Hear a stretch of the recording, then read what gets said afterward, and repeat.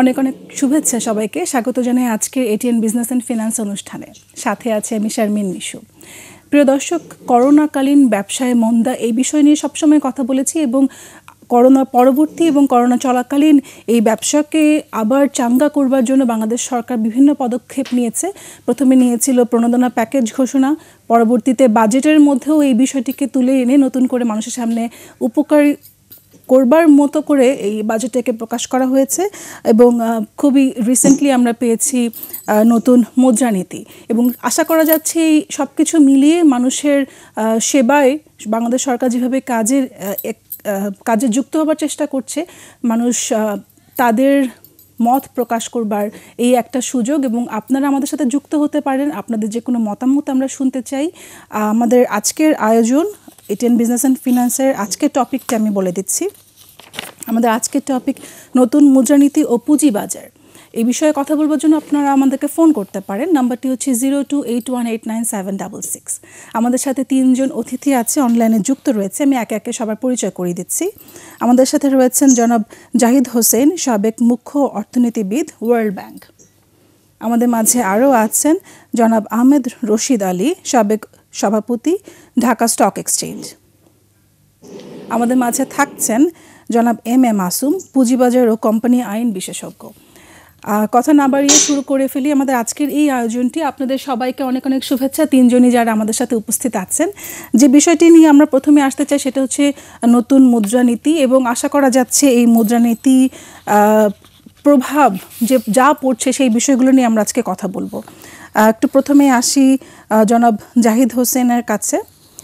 যে মুদ্রানীতি প্রকাশ করা হলো এবং তারই ধারাবাহিকতা বিভিন্ন জায়গায় ইম্প্যাক্ট পড়বে ব্যাংকিং সেক্টর, লিকুইডিটি, মনিটারি পলিসির মধ্যে সব কিছু মিলে একটু আপনার কাছে আসি যে সংক্ষেপে যদি এই মুদ্রানীতির 2% to 4.5%-এর ইম্প্যাক্ট কি হতে পারে, আপনার কাছে একটু শুনবো। ধন্যবাদ। মুদ্রানীতির বাংলাদেশ ব্যাংক যেটা দিয়েছে সেখানে দুটো শব্দ ব্যবহার করা হচ্ছে, যে একটা হলো এটা সম্প্রসারণমূলক মুদ্রানীতি আর দ্বিতীয় হচ্ছে এটা সংকুলান। সম্প্রসারণমূলক শব্দটি ব্যবহার কারণ হচ্ছে যে অর্থনীতির আকার যে হারে বাড়বে মুদ্রা সরবরাহের হার তার চেয়ে বেশি প্রবৃদ্ধি হবে। এটা আমার কাছে মনে হয় একটা সময় উপযোগী মুদ্রানীতির অবস্থান নেওয়া হয়েছে। আর সংকুলানের কথা যেটা বলা হলো, সেখানে বাংলাদেশ সরকার বাজেটে ব্যাংক থেকে ঋণ করার যে লক্ষ্যটা দিয়েছে সেই লক্ষ্যটা বাংলাদেশ ব্যাংকের মনিটারি প্রোগ্রামে অ্যাকোমোডেট করা হচ্ছে। বাংলাদেশ ব্যাংক সেই অর্থ সরবরাহ করবার একটা আশ্বাস সরকারকে দিচ্ছে।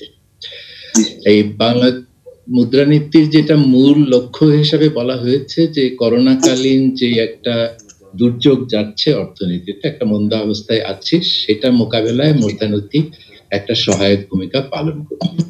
তো এখানে সহায়ক ভূমিকা বলতে যেটা বোঝায় বাংলাদেশ ব্যাংকের করণীয় যা, সেটা বাংলাদেশ ব্যাংক করবার একটা আশ্বাস দিয়েছে। আর সেটা হলো যে বাজারে যাতে যথেষ্ট তারল্য থাকে, লিকুইডিটি থাকে এবং আগামীতে যে লিকুইডিটির প্রয়োজন হবে বাংলাদেশ ব্যাংক সেই লিকুইডিটি সরবরাহ করার জন্য প্রস্তুত।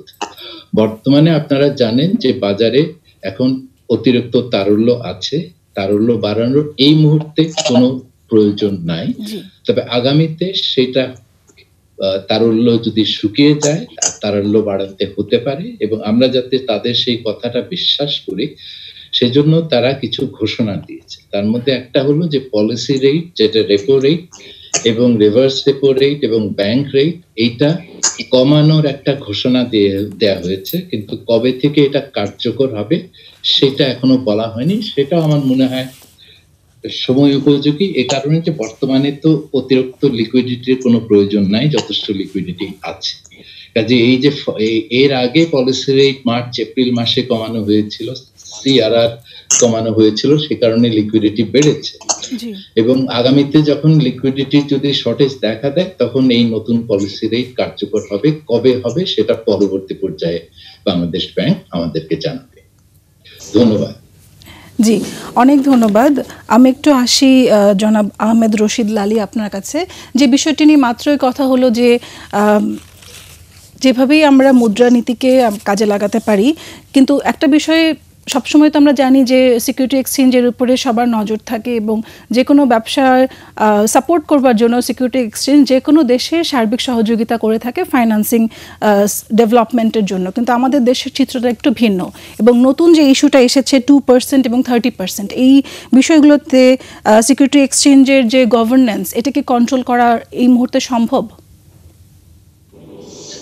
দেখেন, সিকিউরিটিজ অ্যান্ড এক্সচেঞ্জ কমিশন এই মুহূর্তে যারা নতুন জয়েন করেছেন চেয়ারম্যান এবং কমিশনার পদে, ওনারা কিন্তু একেবারে মোটামুটি ভাবে প্রচন্ড ভাবে কাজ করছেন ইসের জন্য যে গভর্নেন্সটা যাতে ঠিক করা যায় বাজারে, এবং যাতে লং টার্ম ফাইন্যান্সটা পুঁজিবাজার থেকে আসে সে লক্ষ্যে কিন্তু তারা খুব কাজ করছে।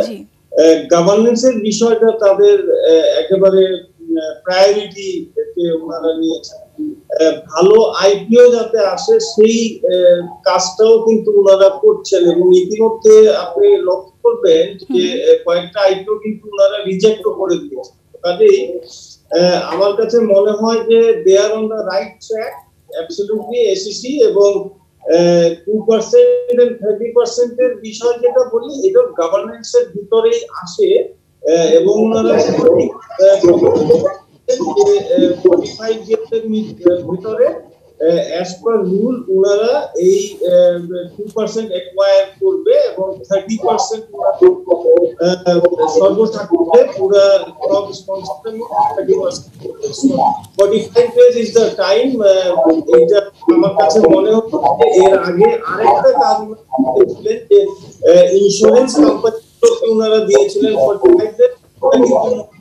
দেখেছি যে অনেকে কিন্তু কিনে 2% করে নিয়েছে। সো আমার কাছে মনে হয় যে এসিসি এই মুহূর্তে দে are on the right track এবং বিষয়গুলো ওনারা কোর্স করার চেষ্টা করছেন এবং অনেকখানি করেও ফেলেছেন।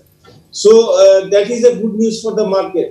শুধু কয়েকটা জিনিসের উপরে একটু কাজ করতে হবে বলি, তাহলে সিন্ডিকেটেড ট্রেড যেগুলো এই সিন্ডিকেটেড ট্রেড গুলোকে স্টপ করতে আমাদের মনিটরিং এবং সার্ভেলেন্স ডিপার্টমেন্ট এই কাজগুলো করা মানে ভেরি ইম্পর্টেন্ট। সিন্ডিকেট ট্রেড পুঁজিবাজারে এটা বন্ধ করার একটা প্রচেষ্টা করতে হবে।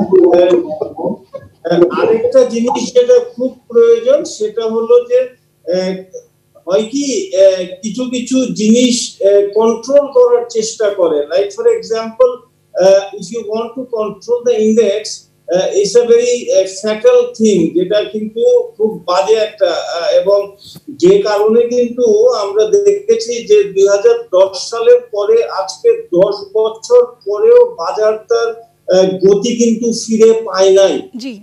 তার একমাত্র কারণ হলো যে আপনার কিছু আমি কি বলবো মানে কিছু কোয়ার্টার থেকে ইন্ডেক্সটাকে কন্ট্রোল করার চেষ্টা করা হয় এবং কিছু ইন্টারফারেন্স হয়। সো কাজেই এই একটা জিনিসের কারণে কিন্তু আজকে 10 বছর ধরে পুঁজিবাজারে আমরা কিন্তু সঠিক ফল পাই নাই, এবং আপনি লক্ষ্য করবেন যে পুঁজিবাজার কয়েক দফায় 10 বছরে কয়েক দফায় কিন্তু পিক করার চেষ্টা, তার গতি পাবার চেষ্টা করেছে, কিন্তু ফেল করেছে এবং সেটা ফেল করানো হয়েছে কিছু কোয়ার্টার থেকে। সো কাজেই আমার কাছে মনে হয় যে এই ইন্ডেক্স কন্ট্রোল করা যে এত হয়ে গেলে এই বিপদ হবে, এত যাতে না হয় সেই কার্যকলাপ কিছু বাংলাদেশ ব্যাংকও কিছু পদক্ষেপ নিয়েছিল এটা কন্ট্রোল করার জন্য টাইম এন্ড এগেইন। সো কাজে আমার মনে হয় যে পুঁজিবাজারকে যদি তার গতিতে চলতে দিতে হয়, পুঁজিবাজারে কিন্তু আমার কাছে মনে হয় যে সে অর্থে পুঁজির সংকট কিন্তু আমি বলবো না যে আছে, মাঝে মাঝে হয়ে যায়, বাট এই মুহূর্তে কিন্তু সেটা বলবো না। জাহিদ ভাই যেটা সঠিকভাবে বলেছেন, ব্যাংকিং সেক্টরে তারল্য সংকট এই মুহূর্তে নাই। সো কাজেই পুঁজিবাজারেও কিন্তু সেরকম কোনো প্রবলেম নাই। আমি শুধু এই কথাটা বলে এই মুহূর্তে আমি স্টপ করব যে সিন্ডিকেটেড ট্রেডটাকে স্টপ করতে হবে, ওইটার উপরে কাজ করতে হবে। এবং controlling of index and interference in the market, এই দুইটা জিনিসকে একটু বিএসইসি কে খুব সিরিয়াসলি কিন্তু দেখতে হবে, এবং সরকারকে আমি বলবো যে সরকার ইজ মেন, সরকারকে এই কন্ট্রোল থেকে সরে আসতে হবে। জি, আপনি যে কথাটি মাত্রই বলেছেন যে বেশ কিছু বছর ধরে, যদি 10 বছরের কথা হয়, বিভিন্ন সময় একটু অতিক্রম করবার চেষ্টা করেছে সমস্যাগুলো, বাট তারপরও পারেনি।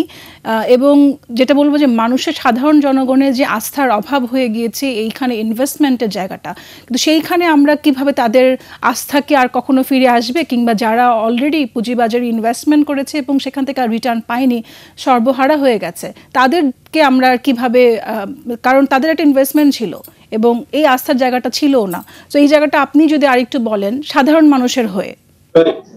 রাইট, দেখেন আস্থা কিন্তু এটা কোনো ট্যাবলেট না যে আমি করিয়ে দিব। আস্থার বাজারটা যদি গতি পায় তাহলে অটোমেটিক্যালি আস্থা আসবে। আমার কাছে যেটা বেসিক জিনিস আমি ফিল করি সেটা হলো আস্থাটা অটোমেটিক আসবে। আস্থার জন্য আপনাকে কোনো, সেটার জন্য তো আমাদের প্রসেস করতে হবে, আমাদের যা করণীয় করা ছিল, সরকারের যা করণীয় ছিল, এক্সচেঞ্জের যা করণীয় ছিল, সবগুলো তো না থাকলে তো আস্থার জায়গাটা আসবে না। আপনি তো সেটাই ঠিক কারেক্টলি বলেছেন। আমি সেই জায়গায় বলেছি যে আপনাকে ইন্ডেক্সে কন্ট্রোল করা ছাড়তে হবে, আর সিন্ডিকেটেড ট্রেডটা বন্ধ করতে হবে। আস্থা অটোমেটিক চলে আসবে, বাজার অটোমেটিক গতি পেয়ে যাবে। আজকে সিন্ডিকেটেড ট্রেডের জন্য আমাদের বিনিয়োগকারীরা ক্ষতিগ্রস্ত হয়েছেন, আপনি সঠিকভাবেই বলেছেন। সো কাজেই আমার কাছে মনে হয় সিন্ডিকেটেড ট্রেডটা যদি বন্ধ করা যায় তাহলে you will have a good, comfortable এবং confident market. আমাদের আজকের টপিকটি আপনারা ইতিমধ্যেই জানেন। আবারও বলছি, নতুন মুদ্রানীতি ও পুঁজিবাজার। আমাদের সাথে অনলাইনে যুক্ত আছেন জনাব এম এ মাসুম। আপনার কাছে আসি, যেহেতু আপনি কোম্পানি আইন নিয়ে কাজ করছেন দীর্ঘ সময় ধরে, আমরা যে প্রণোদনা প্যাকেজ ঘোষণা করার পরে যে স্টেপটা নিয়েছি, বা আমরা যে পথে হাঁটছি, এই প্রণোদনা প্যাকেজটি সঠিকভাবে ডিস্ট্রিবিউশন হচ্ছে কিনা, সঠিকভাবে কাজে লাগছে কিনা, তার পাশাপাশি যখনই আসলে আমরা ঋণ নিয়ে কথা বলি, সরকার সাপোর্ট করুক আর নাই করুক, আমাদের ঋণ খেলাপির ব্যাপারে সবসময় একটা দুশ্চিন্তা থেকেই যায়, এবং এত বড় বড় ঘটনা ঘটেছে আমাদের দেশে, তারপর আবার নতুন করে সাহস অনেক সময় জোগাতে পারি না। কিন্তু তার পাশাপাশি আমাদের এই নতুন মুদ্রানীতি এবং প্রণোদনা প্যাকেজ সবকিছু মিলে কোম্পানিগুলা কিংবা পার্সোনাল লেভেল থেকে উপকৃত হওয়ার যে জায়গাটা, সে সম্পর্কে আপনার কাছে শুনবো। আমি প্রথমে আমি অ্যাড করে আসি লালি ভাইয়ের সাথে। লালি ভাই যে কনফিডেন্সের কথা বলছিল, আপনারা জানেন যে ক্যাপিটাল মার্কেট এখন কমিশন করছে, 5টা কমিটি করে দিয়েছে। আমাদের যে টোটাল যে লস, রেগুলেশনস এবং ফ্রেমওয়ার্ক গুলি আছে, এই 5টা কমিটি, যেটা আমাদের 2010 এর পরে অ্যারাউন্ড 80 রেগুলেশনস হয়েছিল, এবং এই টোটাল রেগুলেশন গুলিকে up to the mark international standard করার জন্য, যে আমাদের যে ইন্টারন্যাশনাল ইনস্টিটিউশন গুলির এই স্ট্যান্ডার্ড আছে সেটার সাথে অ্যাড করার জন্য। এবং আরেকটি কাজ নিয়েছে যেটা ফাইন্যান্স মিনিস্ট্রি থেকে, সেটা হলো যে আমাদের যে মেইন আইন সিকিউরিটি এক্সচেঞ্জ কমিশনের, যেটা এক্সচেঞ্জ অর্ডিন্যান্স 1969 এবং কমিশন অ্যাক্ট 1993, এই দুটোকে মার্জ করে একটা আইনে পরিবর্তন করছে যাতে ধরনের কনফিউশন না থাকে। তো ওই যে কনফিডেন্সের যে ব্যাপারটা লালি ভাই রাইটলি মেনশন করেছিল, যে স্পেসিফিকলি কমিশন যেভাবে হ্যান্ডেল করছে এবং যে ধরনের মেসেজ দিচ্ছে, ইভেন গতকালকেও আপনি শুনবেন যে ম্যাসিভ আকারে কিছু কোম্পানির ডাইরেক্টরদেরকে তাদের অ্যাপিসমেন্টের জন্য ফাইন পর্যন্ত করেছে। তো যেটা মানে মার্কেটে যে মেসেজটা দিতে চাচ্ছে কমিশন এট দি মোমেন্ট, আমার মনে হয় যে ভেরি রাইটলি মেসেজ, এবং সেই জন্য আমাদের যারা ইনভেস্টর যারা এই কমিউনিটিতে কিন্তু একটা ভালো কনফিডেন্স গ্রো করছে। যেটা আপনি দেখবেন যে ইনিশিয়ালি আমাদের ছিল আপনার অ্যারাউন্ড 50 crore টাকা, এটা কিন্তু এখন গ্রোয়িং অ্যারাউন্ড 400 crore টাকার দিকে যাচ্ছে। তার মানে হচ্ছে এটা কনফিডেন্স বিল্ড আপ করছে।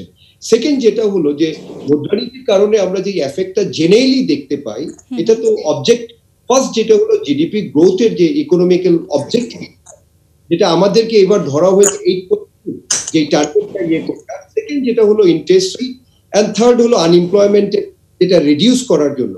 এখন আপনি যদি দেখেন যে ইন্টারেস্ট রেট যেহেতু আমাদের 6% এবং আমাদের যে ইনফ্লেশন রেট আছে 5.4, বা এটা ভ্যারি করে, যেটা এর মানে হলো যে যারাই এই ব্যাংকে ডিপোজিট রাখবে, যার জন্য আপনি দেখবেন পর্যন্ত আমাদের ডিপোজিট কিন্তু কমে গিয়েছে অ্যারাউন্ড 25,000 টাকা, যেটা লাস্ট ইয়ার থেকে জানুয়ারির যদি ধরে। আর মানে হলো এই মানিটা কিন্তু ইনভেস্টমেন্টের জন্য এখনো আমাদের সেভিং ইনস্ট্রুমেন্ট যেখানে আছে 11 পয়েন্ট অ্যাবভ, আর তারপরে যদি আপনি আসেন ব্যাংকের জন্য যেটা হলো ট্রেজারি বিলস, যেখানে 7-8%, কিন্তু এর পরেই কিন্তু জেনারেলি মানুষ কিন্তু আসবে ক্যাপিটাল মার্কেটে ইনভেস্টমেন্টের জন্য। তার মানে হলো এটার পজিটিভ এফেক্ট হবে ক্যাপিটাল মার্কেটের জন্য।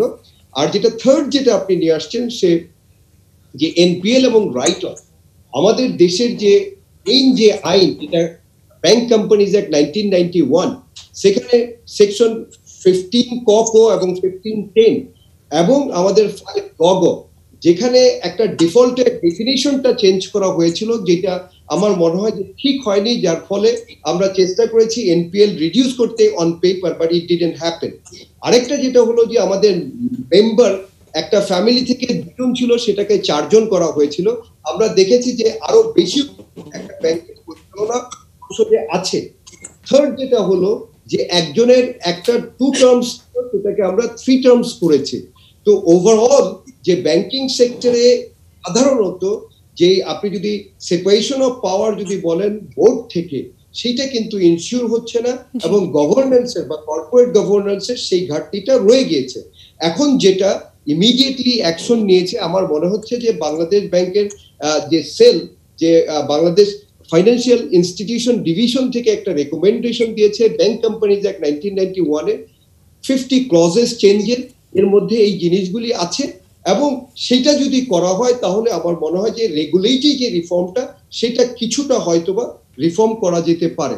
আরেকটা ব্যাপার যেটা রিসেন্টলি গতকালকেই আমাদের মিনিস্ট্রি থেকে অ্যাপ্রুভাল আসছে, যে আমাদের যে কোম্পানি অ্যাক্ট 1994, যেটা অনেক পুরনো, যেটা অ্যামেন্ডমেন্ট হচ্ছিল না, সেটা কিন্তু কোম্পানি অ্যাক্ট 2020 এখন অ্যামেন্ডমেন্ট করে এখানে কিন্তু একটা নিউ কনসেপ্ট নিয়ে আসছে, যেটা একজনে কোম্পানি হতে পারে।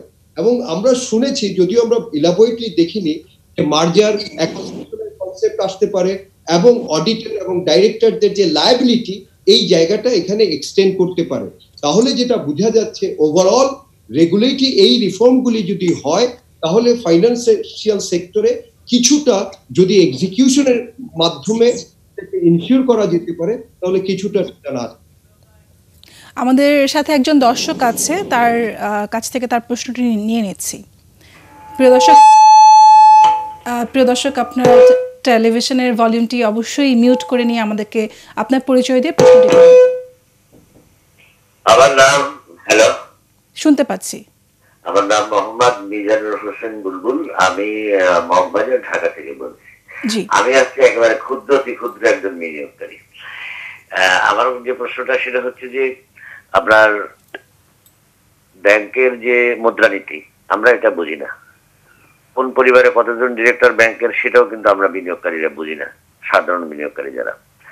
আমাদের একটাই প্রশ্ন, যে মার্কেটের যে ক্ষতিগ্রস্ত বিনিয়োগকারী, তাদের ক্ষতি পুষিয়ে দেওয়ার জন্য গভর্নমেন্টের নতুন কোনো উদ্যোগ আছে কিনা, এবং মার্কেটকে স্ট্যাবিলিটি করা, যেটাকে সাস্টেইনেবল বলা হয়, এইটা করা। এই যে ফটকা বাজারি বন্ধ করে, মার্কেটটা আসলে ফটকা বাজারি বন্ধ করে মার্কেটকে ধারাবাহিকতা রক্ষা করে বিনিয়োগের একটা সুষ্ঠু পরিবেশ করা যাবে কি যাবে না, এই প্রশ্নগুলোই মিলিয়ে যে আমরা যে বৃত্তের মধ্যে বসে আছি, যেমন আমরা কিছুদিন আগে চায়নাকে দিলাম, সে চায়নাও তো আমাদের কিছু করতে পারলো না। প্যান্ডামিক পিরিয়ডে আমাদের একটা ফ্লোর প্রাইস মাননীয় প্রধানমন্ত্রী করে দিয়েছেন, যেটা যুগান্তকারী একটা পদক্ষেপ। এটা না হলে মার্কেট এখন -100 ডিগ্রি নিচে নেমে যেত।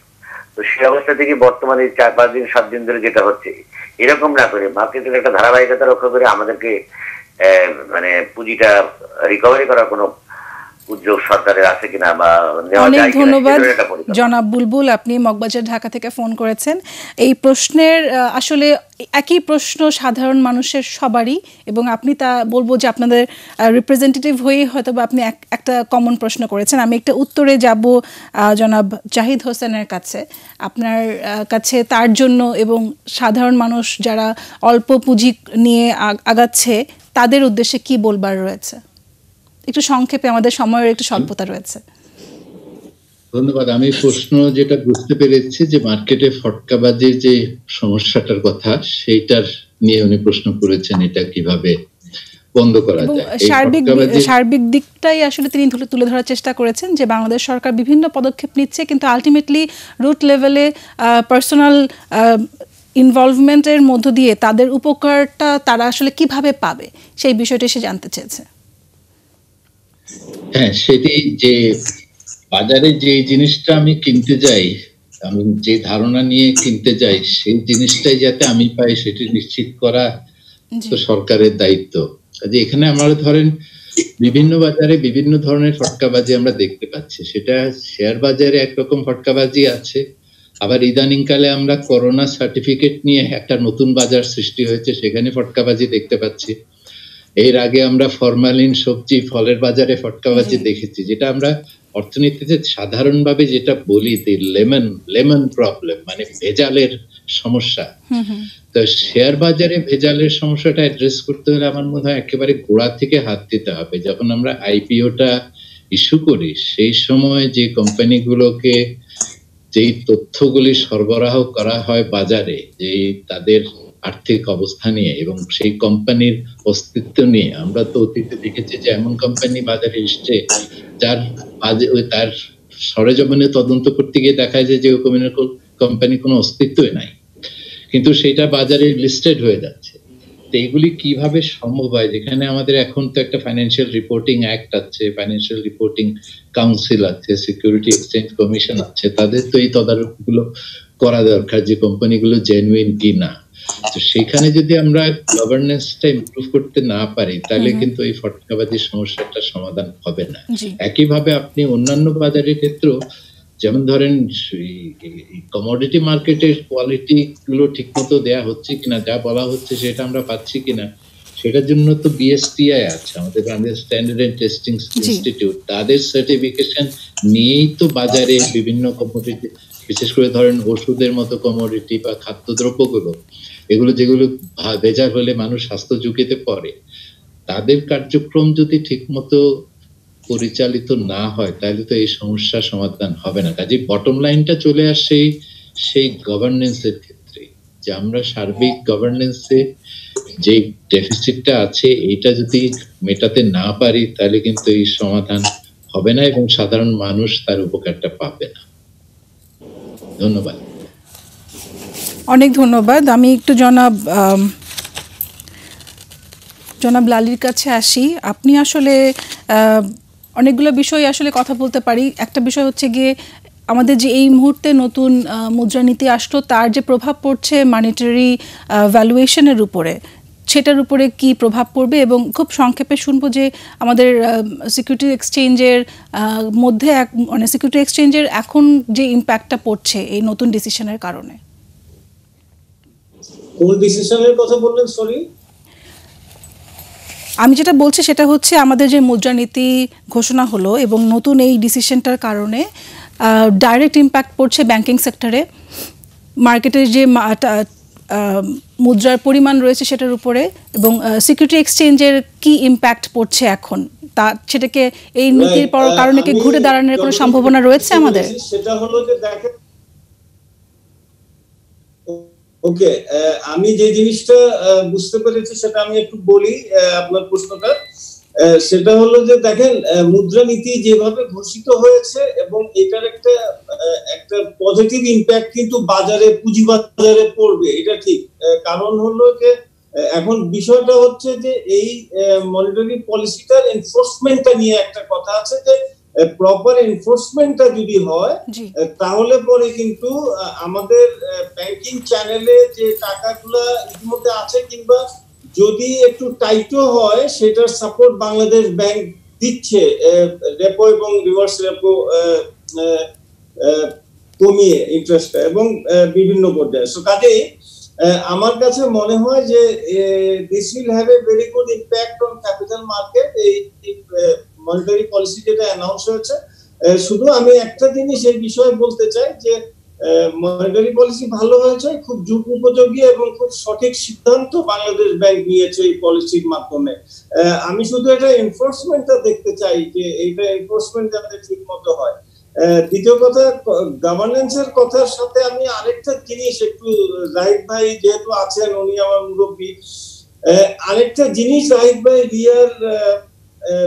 we have a very shortage of this problem. সেটা হলো যে কোয়ালিটি হিউম্যান রিসোর্সেস। এই কোয়ালিটি হিউম্যান রিসোর্সেস কিন্তু আমাদের খুব বেশি আমরা উইক এই বিষয়ে।